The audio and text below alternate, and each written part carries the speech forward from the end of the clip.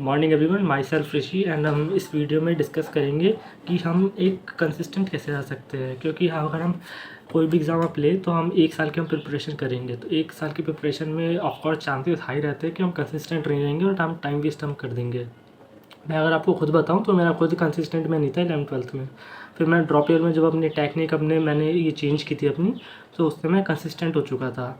आप मानोगे नहीं कि मैं डेली में 10 to 12 आवर में पढ़ लेता था ईजिली। बेशक मैं स्टार्टिंग का जो था उसमें मैंने अपना स्लीप शेड्यूल काफ़ी लो कर रखा था, 5 आवर ही मैं सोता था। फिर जब मैं बाद में था उसमें मैंने इंक्रीज़ कर दिया था, उसमें मैं 10 to 12 आवर लास्ट में मैं सोता था। तो हम इस वीडियो में यही डिस्कस करेंगे कि हमारी क्या वो 5 टेक्निक्स हो सकती है जिससे हमारा एक एफिशिएंसी और एक्यूरेसी और एक कंसिस्टेंसी हम कैसे इंक्रीज़ कर सकते हैं अपने हम एग्ज़ाम के लिए। बेशक कोई सा भी आप एग्ज़ाम दे रहे हो, प्रोफेशनल या कॉम्पिटिटिव या स्कूल का भी, तो कंसिस्टेंसी वो की होती है जिससे आपको सक्सेस आपको देगी। तो देखिए, हम सबसे पहले हमारा पॉइंट होता है वो होता है following the live classes.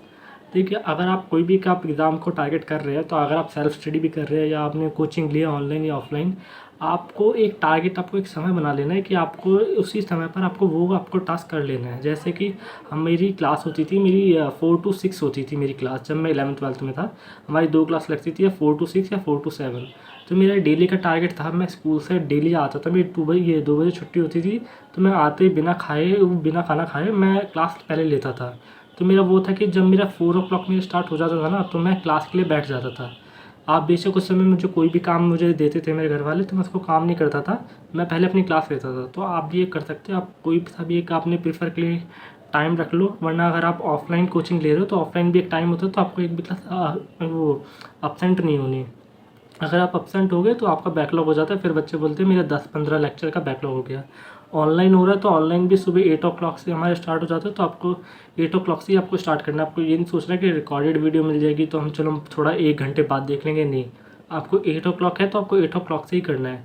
Self study के लिए भी आपको खुद ही करना है। आप एक अपना टाइम स्लॉट आप फिक्स कर लो कि इतने से इतने बजे मुझे ये पढ़ना है, उस समय कोई भी मैं कुछ और काम नहीं करूँगा। तो इससे आपकी एक्यूरेसी बढ़ेगी, आपका एक कंसिस्टेंसी रहेगी। आप 20 दिन आप ये वाला ट्राई करके देखो। 20 दिन के बाद जो 21st डे होगा ना, आप उसमें खुद लगेगा कि अब 4 बज गए हैं, अब मुझे पढ़ना है। तो आपको खुद एक क्रेविंग सी होगी कि 4 बजे मुझे पढ़ना था। तो आप वो कर सकते हो, ये वाली एक टेक्निक। हमारा दूसरा पॉइंट हो जाता है wall calendar method. Wall calendar method मैंने खुद भी किया था। हम वॉल कैलेंडर मेथड में क्या करते थे, एक आप प्रिंट आउट ले लो, आप एक कैलेंडर का प्रिंट आउट, जिसमें आप साइड में आप नोट्स भी लिख सकते हो, ऐसा प्रिंट आउट निकालना। आप उसमें क्या करो, आप वॉल पे आप उसको चिपका दो। एक साइड आप अपने टू डू लिस्ट लिख लेना, आप डेली पेस्ट कर लेना, और अपने एक मॉक के नंबर लिख देना साइड में। और अब जो डेज़ होंगे ना, आपको डेली कट करने हैं। जैसे कि आज 1 तारीख है तो आपको पहली तारीख काट देनी है। नेक्स्ट डे अगर 2 तारीख होगी तो आपको 2 तारीख काट देनी है। आपको इससे क्या होगा, जब आप डेली काटेंगे ना, तो आपको लगेगा कि टाइम जा रहा है, मेरे पास टाइम नहीं बचा है अब टेस्ट के लिए। तो आपके ब्रेन में आपको खुद सिग्नलिंग होगी कि आप पढ़ लेते हैं, क्योंकि अब टाइम नहीं बचा है। और आपके जब वो साइड में मॉक्स के मार्क्स भी लिखे होंगे ना, तो आपको वो भी रहता है कि मेरे पिछले अगर मॉक में 550 प्लस आए थे, तो आपका नेक्स्ट टारगेट आपको खुद होगा कि आप एटलीस्ट हम 560 तो ले ही आए। जिससे आपकी ना एक्यूरेसी बनी ही रहेगी, कंसिस्टेंसी अच्छे से बनी रहेगी। मैंने खुद किया था कि मैंने वॉल पे चिपका दिया था पूरा कैलेंडर। मैंने डेली जब मैं स्टार्टिंग से मई से मैंने जब प्रिपरेशन की थी लास्ट ईयर के, मैं हर एक मंथ का कैलेंडर पे चिपका देता था और डेली कट करता था कि नीट 2024 के लिए इतने दिन बच गए हैं। तो इससे मेरी डेली में पढ़ता था। मेरी तीसरी टेक्निक हो जाती है task schedule method. Task schedule method में यही था, जहाँ पे आपने वॉल पे कैलेंडर चिपकाया है ना, आप उसी में आप अपना डेली का टारगेट बना लो। आप डेली रात में एक आप टारगेट डिसाइड करो कि मुझे नेक्स्ट डे क्या पढ़ना है। आप बेशक आप 4 पॉइंट ही लो, आप 4 टास्क ही लो, पर उसको आप कंप्लीट करो कि आप उसे कंप्लीट बिना किए आप सोओगे नहीं। आप उसको लिख लो एक पेज पे, और अपने आप कैलेंडर के जो साइड होता है, कैलेंडर के साइड में उसको चिपका दो।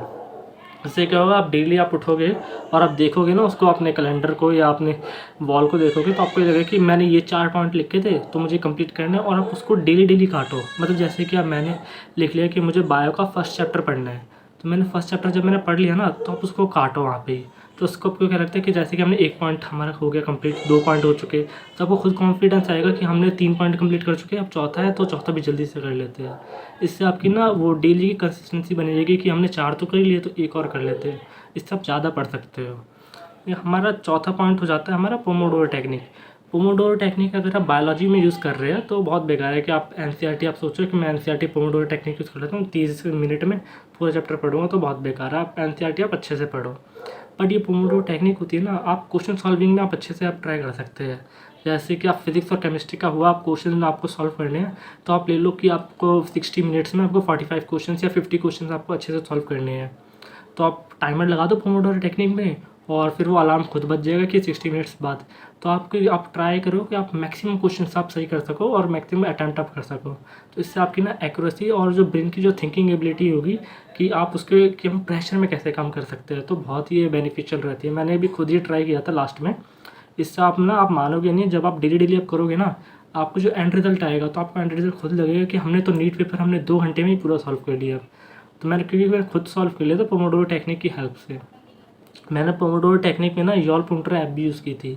आप भी वो यूज़ करते हो तो प्ले स्टोर पे आपको मिल जाएगी यॉल पुंटर ऐप। इसमें क्या होता है कि मतलब आपका एक लीडर बोर्ड बन जाता है।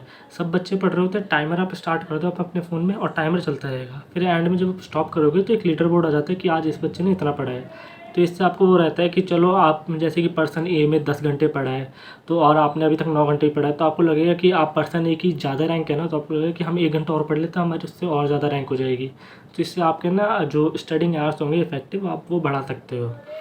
ठीक। और फिर हमारा जो लास्ट पॉइंट है वो गुड सराउंडिंग होता है। गुड सराउंडिंग में मतलब क्या होता है कि आप अपना जो सराउंडिंग है आपको क्या आप कैसे यूज़ कर सकते हो। कि मतलब जैसे कि मैं पर्सनल पे अगर आपको खुद बताऊँ तो मेरा ट्रैवलिंग में जब मैं ऑफलाइन कोचिंग ड्रॉप ईयर में जा रहा था तो मुझे 1 आवर लगते थे, मतलब अपने घर से लेके कोचिंग में। तो मेरे पास मेट्रो में जो मैक्सिमम समय होता था मैं उसमें अपने शॉर्ट नोट्स अपने में रिवाइज़ कर लेता था। ज़्यादा नहीं, 2-3 पन्ने शॉर्ट नोट्स में अपने रिवाइज़ कर सकता था। बट मैं कुछ तो मैं करता था, something is better than nothing. तो आप उसमें आप वो कर सकते हो, आप शॉर्ट नोट्स आप बना लो। आप गुड सराउंडिंग में आप टेबल और चेयर में आप बैठ के पढ़ो। कि जैसे कि अगर आप बेड पे पढ़ोगे तो आपको ज़्यादा पॉसिबिलिटी होगी कि आपको नींद आ जाएगी। बट आप अगर आप चेयर और टेबल पे बैठ के पढ़ोगे ना, आपको बेशक बैक पेन तो होगा बट आप अच्छे से पढ़ पाओगे, आपकी एफिशिएंसी ज़्यादा अच्छी रहेगी। तो उसमें यही है कि आप अच्छे से पढ़ो। जैसे कि हम शॉर्ट नोट्स होते हैं, शॉर्ट नोट्स की आप 2 कॉपी निकाल लो। 2 कॉपी में आप क्या रखो, एक कॉपी तो आप अपने पास रखो बैग में, और दूसरी जो कॉपी होती है वो अपने वॉल पे आपको चिपका दो। आपको लगे कि वॉल पे चिपका दिया, अब हमें डेली पढ़ना पड़ेगा तो हम कैसे याद कर सकें।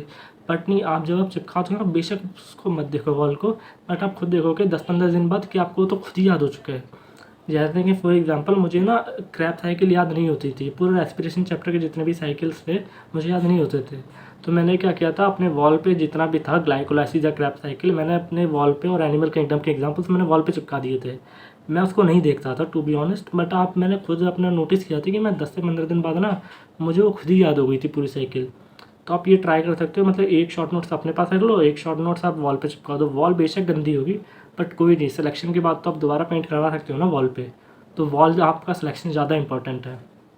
बस यही था। और गुड सराउंडिंग में आप मैक्सिमम आप यूज़ कर सको, और आप अपने दोस्त भी अच्छे बनाओ जो इनके मार्क्स अच्छे आते हो।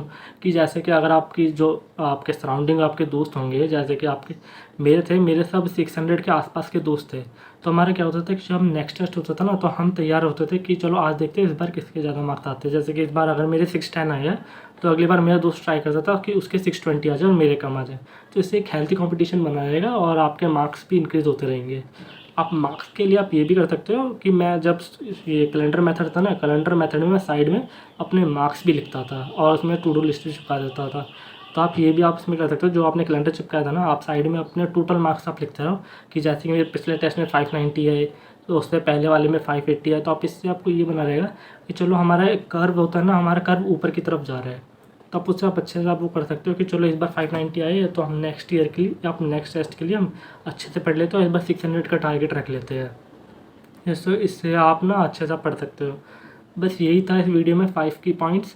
देखिए मैटर ये करता है इन दी एंड, आपको मैटर ये करता है कि आप चाहते क्यों हो। अगर आप अपना सिलेक्शन चाहते हो ना, सेल्फ कॉन्फिडेंस है, तो आप इजीली आप क्रैक कर लोगे। आप कोई सा भी आप एग्ज़ाम ले लो, जेईई या नीट या सीए का, तो आप इजीली आपका क्रैक हो जाएगा। बट अगर आप नहीं चाहते हो, आपको लगता है कि आप नहीं कर पाओगे क्रैक, तो आपका नहीं होने वाला।